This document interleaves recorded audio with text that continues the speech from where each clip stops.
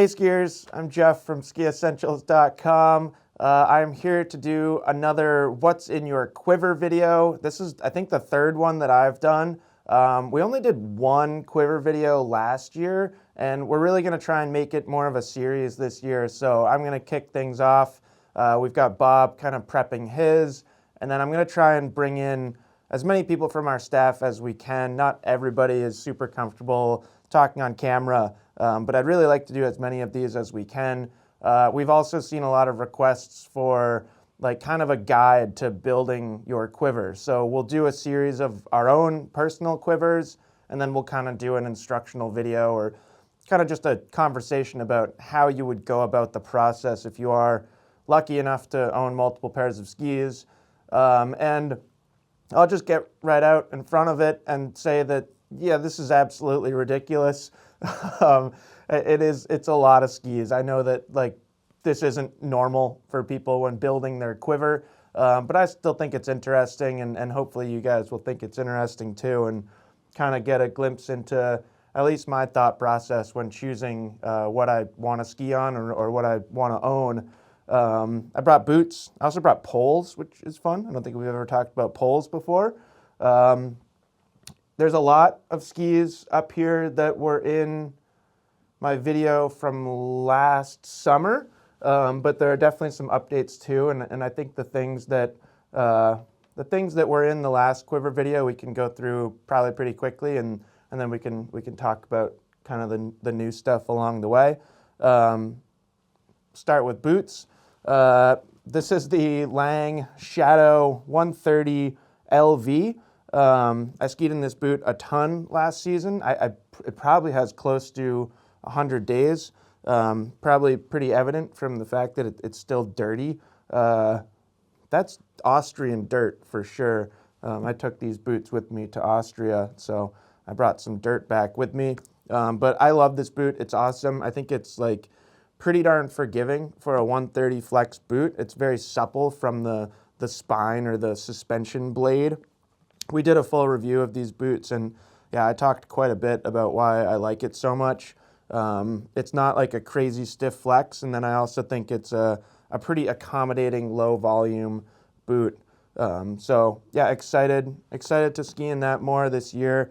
You know, it might not see 100 days like it did last year. That particular pair is, you know, it's not worn out, but it's getting there, I think is fair to say. And then next here, this is a brand new boot for me.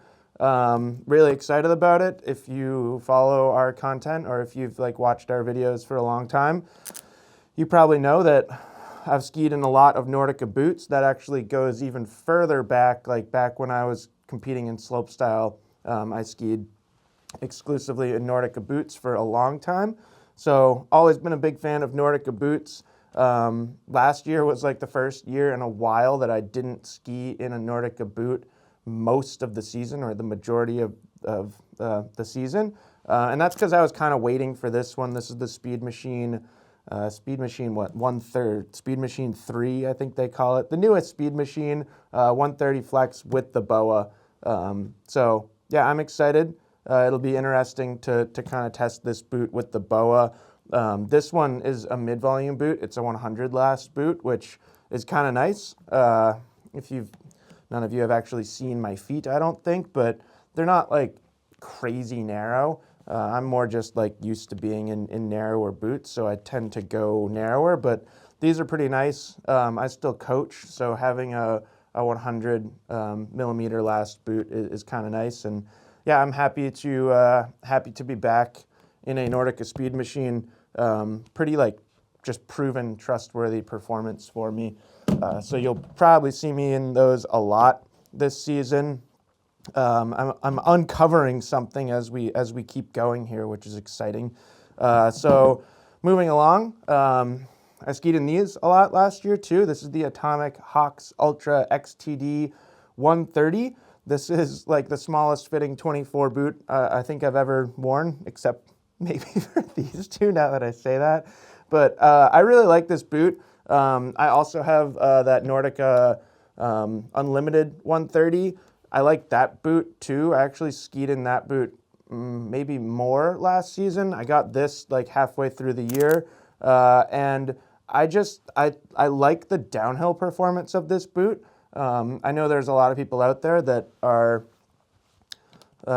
more avid ski tourers than I am, but I'm pretty much always willing to sacrifice a little bit of uphill efficiency for downhill performance, and I just really like the way that these ski downhill for me, even to the point that there have been a handful of days when I've just grabbed this boot for a day of alpine skiing. So yeah, great boot. Excited to ski in it more and hopefully do a little bit more touring on it this year than I did last year. And why don't we talk about these now? These are ZipFit liners. This is the Gara LV. These are brand new for me. I have never skied in a ZipFit liner before. I still need to go through the whole molding process and everything, but really excited about these liners. I'm gonna kind of do a series of different things. Like I'm curious how this would feel in that shadow. Is it gonna stiffen it up a little bit? I would say my liner is more packed out than like the shell is worn out. So that'll be interesting. And then I'm also curious what it does to these guys over here, which are a bit ridiculous for me, but we can talk about that in a second. So yeah, look out for some ZipFit content from us this season. I hope you guys can't see the floor because I'm essentially just making a big mess now. And then these are like extremely terrifying to me, very, very intimidating. The next boots are too, but I don't know. I guess like the older I get, the more I kind of like, the more I like the kind of carving and almost like race side of the sport. I do our kind of weekly ski bum series race here in Stowe, like a beer league race, and I really enjoy it. So I don't know that this is going to be the best thing for me, and it's going to require a lot of setup. This is a Head Raptor WCR 130. It's like full race lug. Yeah, it's going to require a lot of work, but I'm very interested to ski them and kind of feel the difference. Pretty darn sure it's a 92 last in my 24, my little 24.5 size here. So, I mean, just like full transparency, those will not see much time on snow this season. I'm a little bit more intrigued by this. This is the Salomon S Pro Race 140. You know, this has replaceable toes and heels. It's still super narrow. I think it's 96. Yeah, 96. I already kind of started working on these. I've only skied in them like a couple times. But again, I'm like pretty intrigued to make this work. I'm impressed how light they are. I don't think quite as light as like a Shadow, but I don't know. And like, I'm interested in this boot. It's like a little bit of a stretch to say that these last two are part of my quiver, but I brought them anyways, because I am gonna ski in them. Quick note on footbeds. Footbeds are huge to me. This is like kind of a hard goods quiver thing, but like, I don't know if this is technically a hard good, but this is really important. If you don't have custom orthotics and you ski a lot, I would really, really strongly recommend going down that path. These were made at our Inner Bootworks location here in Stowe. It's kind of like an offset of or like a sub store within our Pinnacle Ski and Sports brick and mortar shop. These were made by Allison. She is the manager, not kind of. She runs the ship over there at Inner Bootworks and does a really good job. So if you happen to be in Stowe, go give Allison a visit. And then just a quick note, I like often take the Hottronics like sticky cover thing that's intended to go over your heat elements and just put them on footbeds anyways. I just find that they slide a little bit better. So with like some pretty tight fitting boots, having just like a nice slidable surface for your foot to go over is great. And then like, I don't worry about my foot sliding around at all once it's in the boot, because they can't move. My feet just pretty much can't move when they're in my boots. So that's it for boots. I feel like we're going at a pretty good clip here. Go through poles really quickly. These are kind of my trusty one-way poles. I probably ski in these, or probably use these more than anything else. The table's kind of in the way, but they're on the shorter side. People always ask me how long these are, and I've never really known because I just built them. It was on a trip with Fischer, and I just cut them to the size that felt right to me. They're bent. They're both missing a ton of paint. This one's crazy. Like, it looks like I just skied over it sideways twice. But anyways, I measured them. They're 108 centimeters, if you're curious. And yeah, I really like them. You know, I hope I can keep them forever. I left them at the mountain overnight, I think last season, and I was really upset about it. They definitely, like, I don't know. They mean more to me than you would think a pair of poles could. Probably partly because Kyle Smain was on that trip, and that was probably the last time I skied with Kyle. So yeah, those poles mean a lot to me. And then just a couple pairs of like alpine poles here. These were new to me last year. This is a Scott. It's an S3 aluminum pole.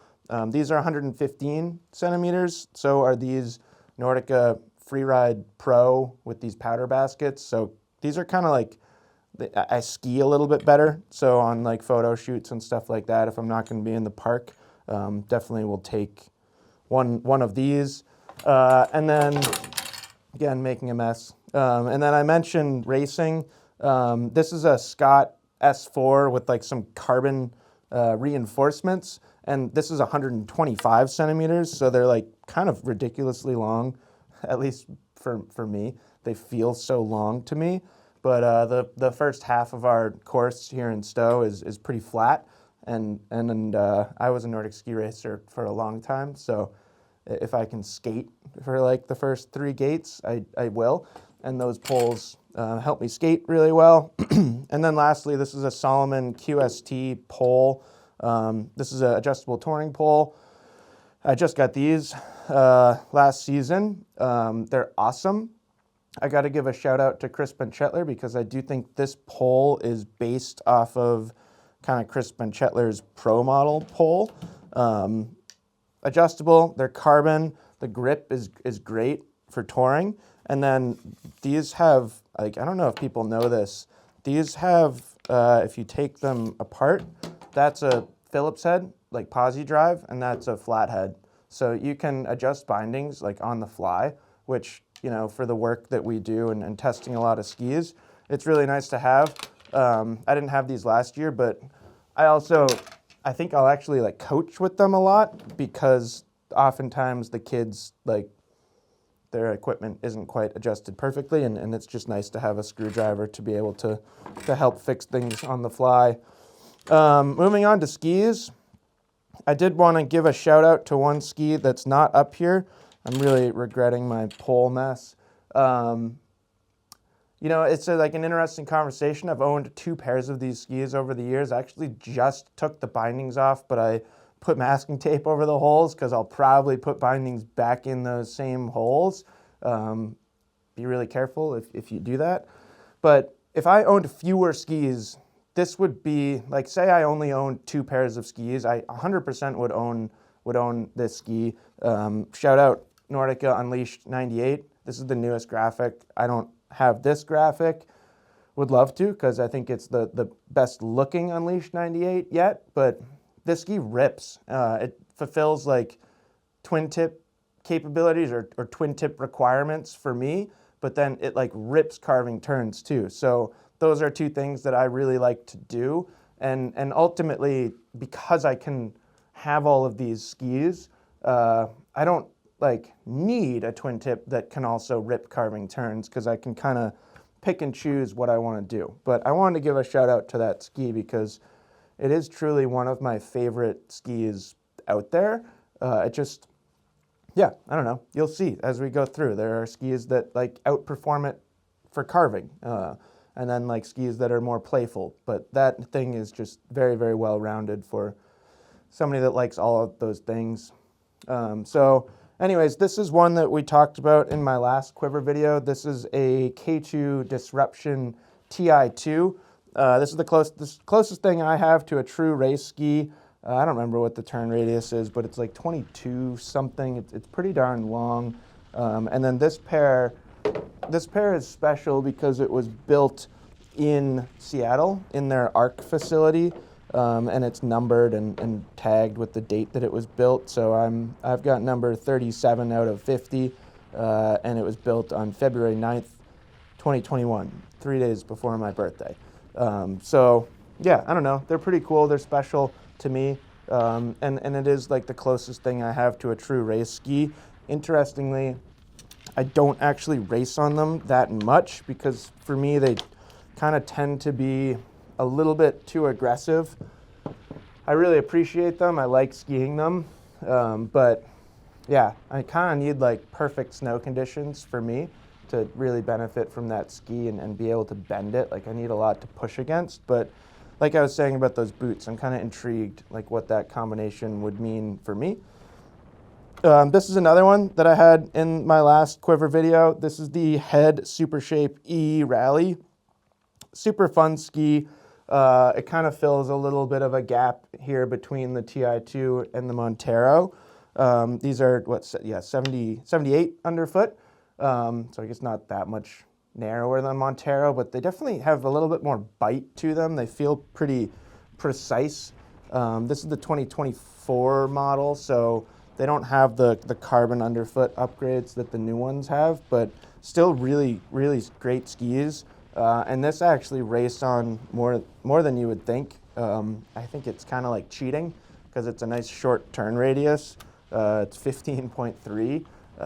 Technically we race giant slalom, but the course set tends to be pretty tight. So sometimes if I feel like I need a little bit of help from my skis, I'll take this thing. Somebody was asking me before I started filming just a couple hours ago when we were setting up the wall is what would be the first ski that you would replace? And it might be that one for me. I think we talked about it recently in our comparison video. I really like the Blizzard Thunderbird R15. I like that rally too a lot, not to take anything away from it. For me, the Thunderbird just feels a little easier, and I tend to err on the side of making things easier. This is a Montero AX, so kind of interesting here because we're moving out of system skis. I guess the first one's a plate, but the second one is with that PRD on a system track. So this is a Montero AX, Stockli Montero AX with a pivot 14. This is the only 14 I have. I typically always prefer the full metal toe, but I love these things. This is the 178, 16.5 meter turn radius, 80 underfoot, and definitely like more supple than that rally. I think it's a better all mountain ski, and then I actually race on these a ton because they just feel good. Like I really appreciate how easy they are to ski. I love the combination of the pivot. I'm sure a lot of people out there would prefer having a higher stand height, but I just love how this gives the ski such a natural sweet spot or natural flex right underfoot. So yeah, one of my favorites for sure. I used to ski for Stockli way back in the day. So it's kind of like a little bit of nostalgia to own a Stockli. And obviously there are new Monteros. There's a replacement with a little bit different tip construction and then a slightly altered mount point. And yeah, there's a good chance I would say that this season that Montero AX will turn into the 2025 Montero AX, but I'm in no rush to make that happen because it's such a fun ski. Next is the Black Crowes Mirus Core. Again, another one that was in my last Quiver video, and I think after this we get into some different stuff, which will be fun. But yeah, this ski is awesome, this Mirus Core. It is just like so unique. It's so wild to ski. Probably like the closest thing up here that I think comes to this is the Salomon Depart, which will be fun to talk about. But this is like one of my just favorite ski and binding combinations. I've never seen another person with this combo of Mirus Core and an old FKS 18 that's this blaze orange. And they're just wild, like 13 meter turn radius, twin tip, swallowtail. They just like make these crazy slalom turns, and then they're really fun in the park, or at least, you know, capable in the park. I think there are certainly better pure park skis out there, and probably better ones up here behind me, but really, really fun to ski. I tend to ski it when I coach a lot because you don't have to go fast to have a really, really good time.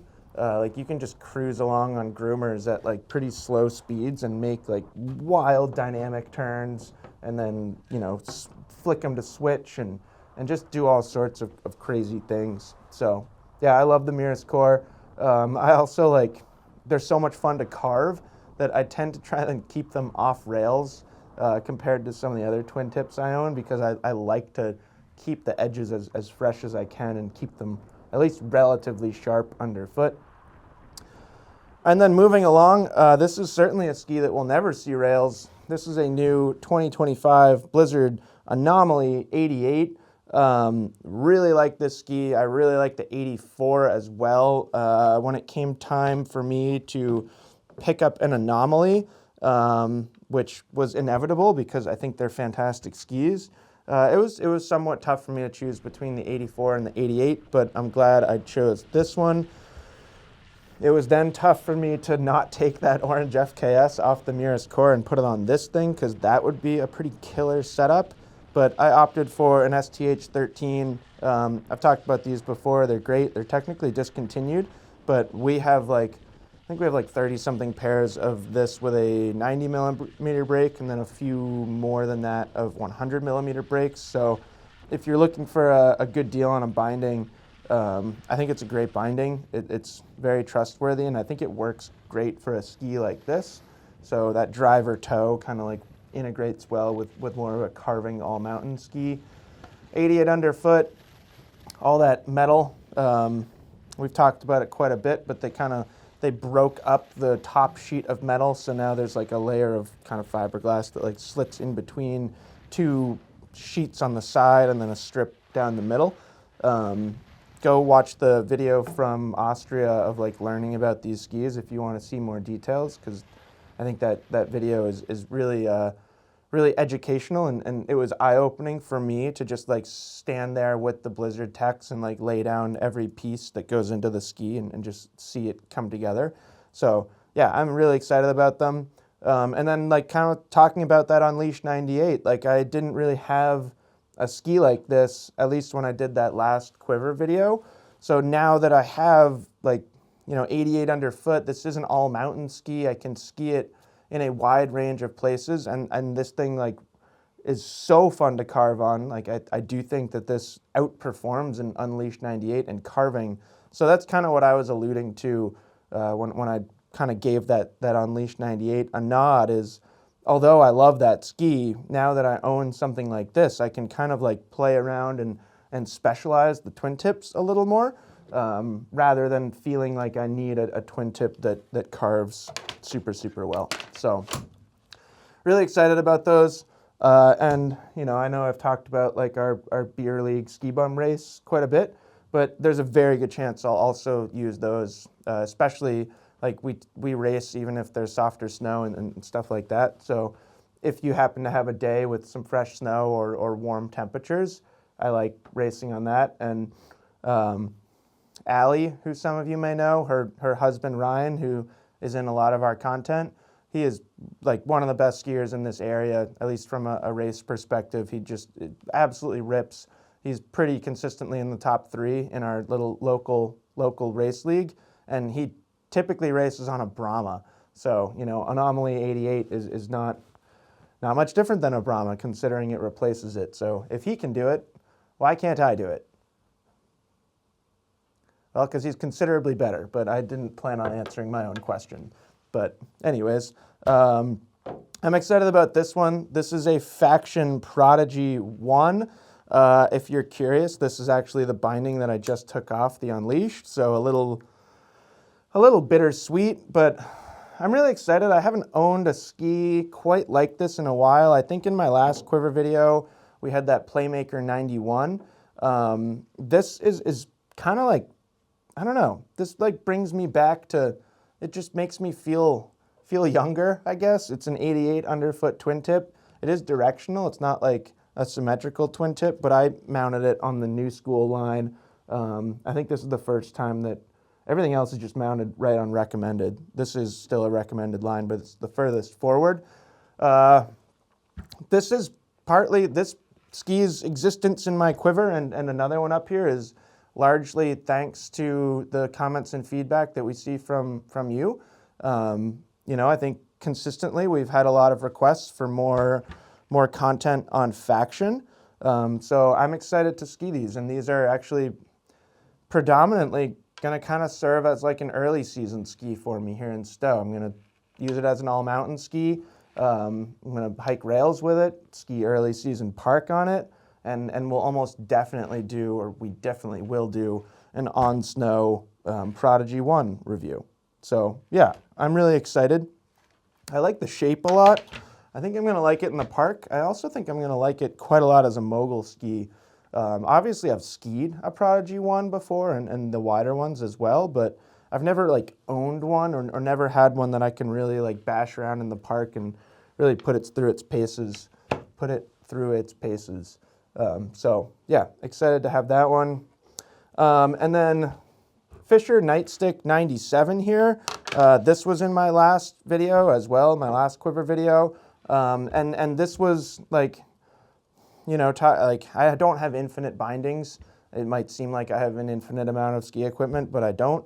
And there was a little hemming and hawing of whether to take the binding off this or the Unleashed 98 to put on that Prodigy. I ended up keeping this setup because a little bit more taper, a little bit more rocker, a little bit more of like a playful shape. There's still that partial metal laminate underfoot. So in theory, it has like similar qualities to that Unleashed that I really like, but a little bit more agile and trees and stuff like that. So I think a nice one to keep in my collection. Yeah, I don't know. I also think this graphic is awesome. The base is awesome. Like, there's a lot I like about this ski. I had a great time skiing it out on the glacier in Whistler. Apparently I skied over some rocks. That was probably not in Whistler. That was probably in Stowe last season. But yeah, I just have like a lot of fond memories of that trip and felt like I skied pretty well on this ski. A little bit of a resurgence of park focus for me in these past 2 years. I think the closer I get to 40, the more I try and hang on to some capabilities in the park. So that might be part of it, just subconsciously or emotionally I have an attachment to this ski because, yeah, I enjoyed skiing it and I felt like I skied pretty well on it. And I'll definitely ski it more. You know, when I coach, I coach like 1 day a week, one weekend day. As you guys know, like midweek, Bob and I are often just testing skis. We're not really skiing our own skis. So coaching is a fun opportunity for me to like, you know, take a Prodigy or take a Nightstick. And I have like a big kind of swath of twin tips. And it is really fun for me to kind of get to pick and choose between them, what I want to do on a given day. Nightstick, I would say, is pretty darn well-rounded, where this Playmaker 101 would be if I'm feeling very quick and agile and playful that day. This is actually not the ski that I had in my last quiver video. That one just got thrashed around too much. I think I kind of broke the tail by like putting it on firm surfaces too much. And you know, I think with a ski like this, you tend to be hard on it. So I wasn't surprised. I absolutely could still ski the other one that I have, but I like having a fresh pair here. And I put this Elan branded Attack 14 on here just because it's awesome. You know, I had a pivot on my old ones. That pivot is now, oh boy, that pivot is now on the Reckoner that we'll look at in a little bit. This is very scary. But yeah, this ski's awesome. I like the blend of like maneuverability and playfulness, and very surfy, smeary, but then it's got like a lot of technology in it, a lot of feedback, and some precision too. I have these mounted at the furthest forward recommended line, and I do on the Nightstick too. I think I forgot to mention that, but it's +2.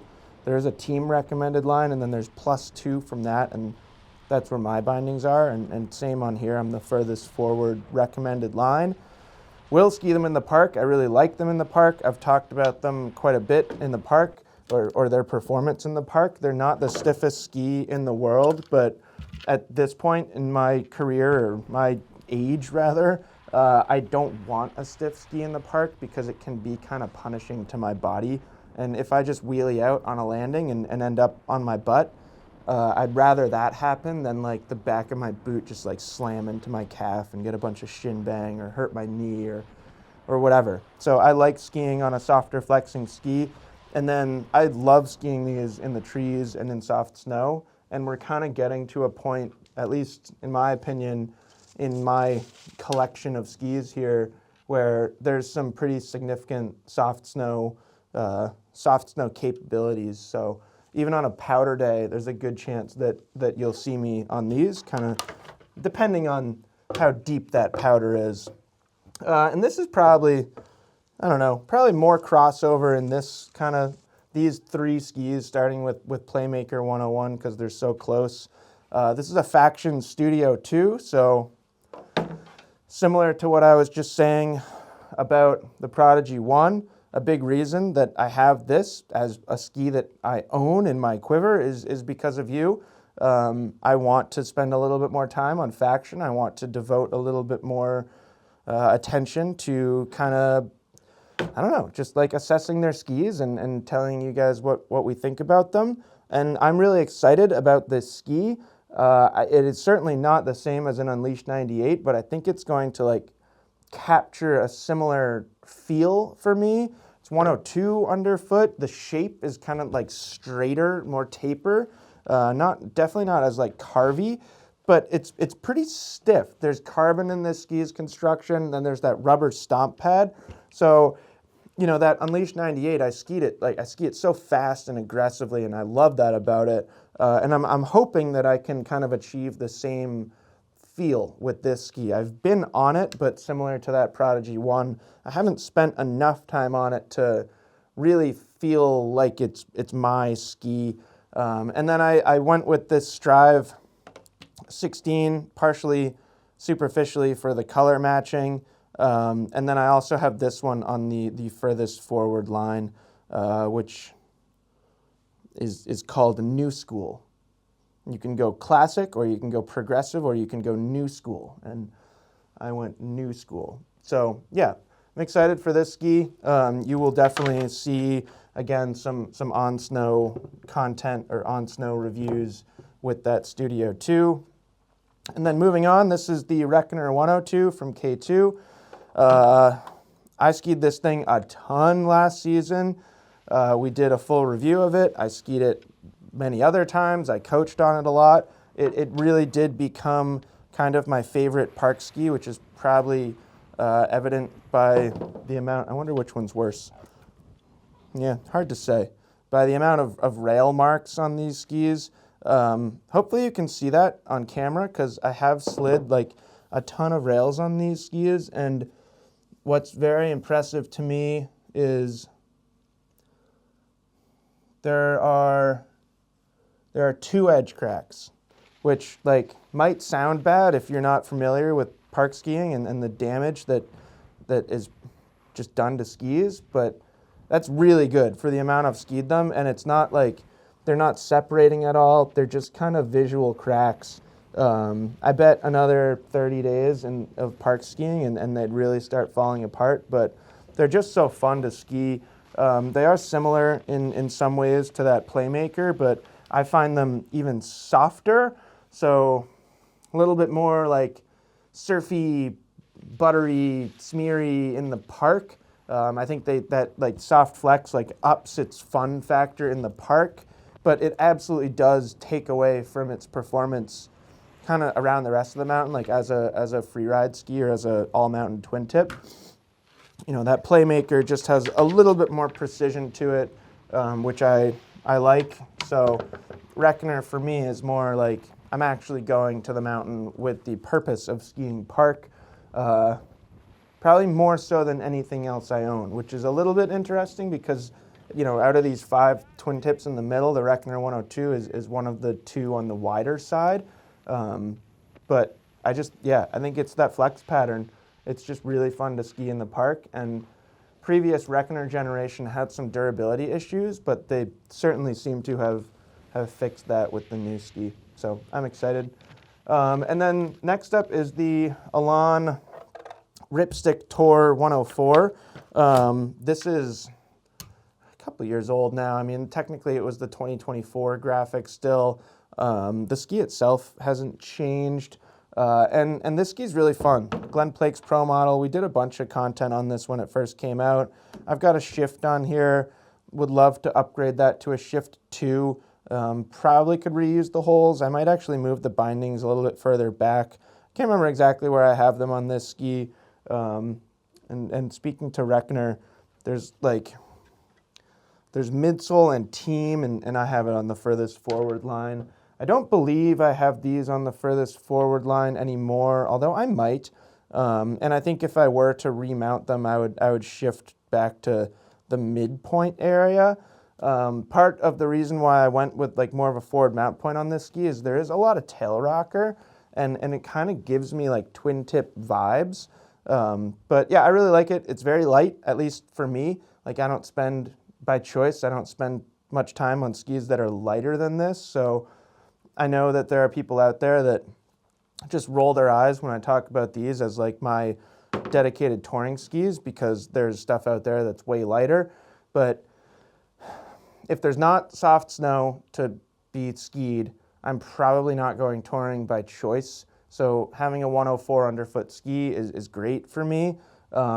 Super long turn radius, or not super long, but it's 23-meter turn radius. And then with the rocker profile, I just find it to be like extremely surfy and fun, which kind of corresponds well to my skiing style. So yeah, you could definitely go lighter, but for me, this is great. And I haven't had a reason to replace it, if that makes sense. Like a touring ski hasn't come onto the market yet that I look at and I'm like, whoa, that would make way more sense than my Ripstick Tour 104. So it still just like holds a spot in my quiver. And then next, this is an exciting one. I don't know that everybody knows about this ski. This is a Salomon Depart. Technically, this doesn't just belong to me. How's it going, Mike? Our Salomon rep and myself jokingly co-own this ski. I would say that I'm slightly more of a Depart skier than him, so I bet I'll get to keep my hands on it for most of the season. If you're unfamiliar with this ski, it was kind of like a grassroots developed ski with a bunch of like more urban athletes, which is interesting because it's 106 underfoot. It's also a 15-meter turn radius. It's not stiff. It's like if you flexed or skied a QST 106, it kind of feels like a QST 106 in its flex pattern. If I didn't mention, it has a 15-meter turn radius. I'm sure I did. And then like the tip is wild. It's this pointy, big, spoony tip. And yeah, it's very interesting. Like I have skied it a handful of times now and really enjoy it. I don't think I've had like the perfect Depart day. There's a few things that I want to do on it more. I want to ski it in the park more. I didn't really get to do that much at all. And then I really want to ski it on like one of those just packed powder days where the snow is like pretty deep, and then like, you know, skis like Disruption Ti2 or even Rally or even Montero, they kind of like cut in too much. And this ski with the giant surface area, it just like stays on top of the snow really nicely. And I'm also going to use it on powder days because you get like a ton of float from this tip. It's almost like Salomon BBR tip, if any of you remember that ski. Never was a favorite of mine, but you could say something about the benefit of the tip shape. So yeah, it's pretty unique. Only one mount point on here, and then this is another Strive 16. It's the old 747 kind of throwback graphic on there. And then kind of getting to the end here, this is something that I just can't bring myself to get rid of. This is a Nordica Enforcer 110 free. This ski doesn't exist anymore. It's been discontinued. It's been basically replaced by the Unleashed 108. It's a 185. It's got 2 sheets of metal. It's got a pivot 18 on it. It's mounted a little bit further forward than the recommended line, but not much. I used to mount Enforcer 104s more forward, and these I don't because they're directional skis for me for sure. I don't get many opportunities to ski it, unfortunately. I often look at it and I'm like, man, that pivot would look sweet on a different ski. But I can't bring myself to separate it or get rid of it in my quiver because it's just sick. Like 110 underfoot, 2 sheets of metal, 185, but it's an 18.5 meter turn radius, so it's like kind of turny too. And yeah, I mean, when the opportunity presents itself, I absolutely love getting on this thing and skiing it really fast, but I just don't like choose it as a powder day ski much anymore because it's like on the heavier side. So if I'm skiing it, I need to have kind of big open terrain. And if I do, it's fantastic. If you don't, it can be a bit of a handful. But if you're familiar with stow, like just skiing like lift line really fast or hayride or nosedive really fast on a softer snow day on that ski can be very rewarding. And then finishing things off, this is the Salomon QST X. I got this ski last year, got to ski, not this pair, but got to ski a QST X out in Alta quite a bit, and then had some good days on it here in Stowe as well. 116 underfoot, it's a pretty big ski. It's a 25 meter turn radius, but the construction in here keeps it on the light side. And then I've got a shift on here as well. Kind of a funny story with these. I had a shift 2 on here. Matt, who works with us in our kind of content team, he was traveling out west, needed a binding. I took the shift 2 off, kept the track on, put a shift on here. It ideally would be great to switch back to that shift 2, but I don't know, for whatever reason, I seem to have less issues with the original shift than most skiers. Might be skier weight, I'm not sure, but they work for me.